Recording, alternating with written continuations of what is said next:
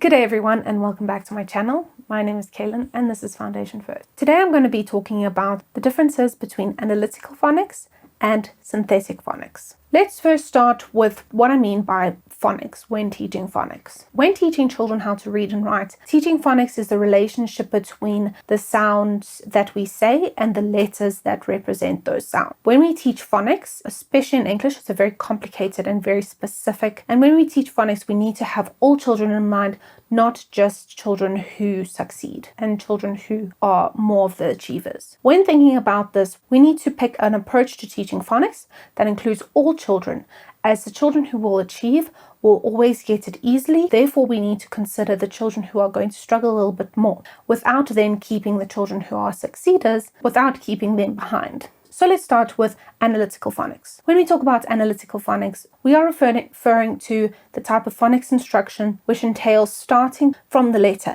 A once a week in a very slow order from A to Z. This is a slow approach. It's very isolated, so each letter is taught with its sound and words that start with that sound, and it's very slow. When teaching in this way, you don't use the letters and sounds as you go along. It's just, here's the letter A.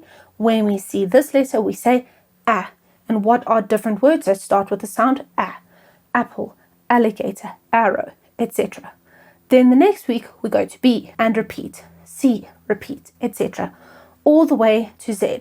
The problem with this being such a slow process is because there are 26 letters in the English alphabet. So when teaching it in this way, it is not very beneficial to children, as you start with A, you get through 26 weeks, and then you get to Z. And because it's been so long since you did A, there's been so much time that children can't remember half of the letters because you haven't revisited it, you haven't used it in context, etc. We did A, then we did B, then we did C. We never used it, we just spoke about it and then forgot about it when we went to the next week. This approach to teaching phonics is very common. We see it most places, and it is the way that most of us were taught. But now, with many years of research, we have learned better ways to teach children how to read and write, and ways that benefit all children and not just children who are very good at understanding the application of the letters and remembering the different letters and what they represent. We have learned that there's better ways to include all children without leaving the achievers behind. Next is synthetic phonics. Synthetic phonics is the approach in which you teach children the sounds in the English language. So the phonemes. A phoneme is the smallest version of sound in spoken language, like a, b, z, etc. That's the smallest unit of sound, and that's a phoneme. When teaching synthetic phonics, we teach the phoneme and the letter that represents that phoneme, but we teach it in a very different order. We don't teach it from A to Z. We teach it in a different order with the intention of using the letters as we learn them to then build words. So it's not just in isolation. We teach a few sounds and letters, and then as we know those sounds, we can start building words. This is using the letters and sounds in context and using them as soon as we learn them. So this is helpful as it gets children to take the skills that they have learned and apply them immediately. It helps them build their blending skills, their segmenting skills, which is breaking the words up into their individual sounds and applying those written symbols with the sounds in the words. With synthetic phonics, there's not just one way that you can order the letters. There are several different ways, different approaches to synthetic phonics in different reading programs that have different orders to which you teach the phonics. For example, Jolly Phonics has we call it SATPIN, SATPIN, SATPIN. Some of them are CatMop, where it's CATMOP. Phonographics has something similar, which is CATM, and that order is a little bit different to CatMop. And there's also a few different other approaches as well. What is mostly taken into consideration is how often we see those letters, how different they are in the sound that they make. So say, for example, it's very easy for you to see the difference when I say A and M. You can see that it's very easy to see the difference between A and M when I say that. However, often children may struggle when saying something like A and E. A, E, A, E.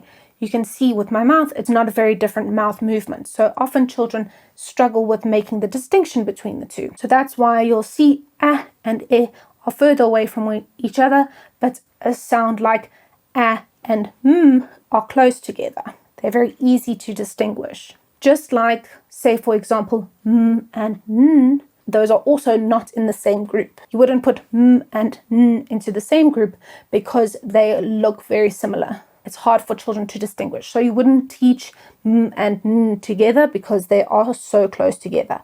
Children will often mistake them. They also look very similar. When considering whether to teach analytical phonics or synthetic phonics, it's important to remember that synthetic phonics includes all children, not just the children who just remember things easily.